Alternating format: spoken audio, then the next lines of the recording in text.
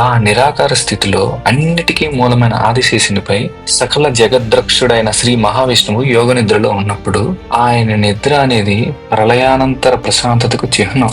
ఆయన నాభి నుండి ఒక దివ్యమైన బంగారు కాంతితో మెరుస్తున్న ఒక తామర మొగ్గ మెల్లగా పైకి రావడం మొదలుపెట్టింది.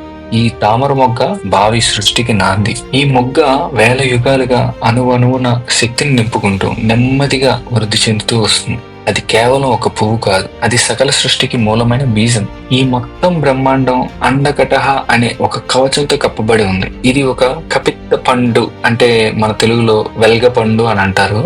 ఆ వెల్గ పండు పై పొరలా ఉంటుందన్నమాట. ఆ మహత్తరమైన తామర పువ్వు పూర్తిగా వికసించి దాని మధ్య నుండి కోటి సూర్యుల తేజస్సుతో 4 ముఖాలతో బ్రహ్మదేవుడు ఆవిర్భవించాడు.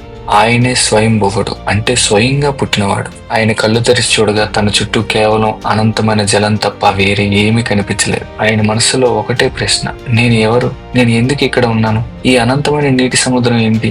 నాకు ఆధారం ఏంటి?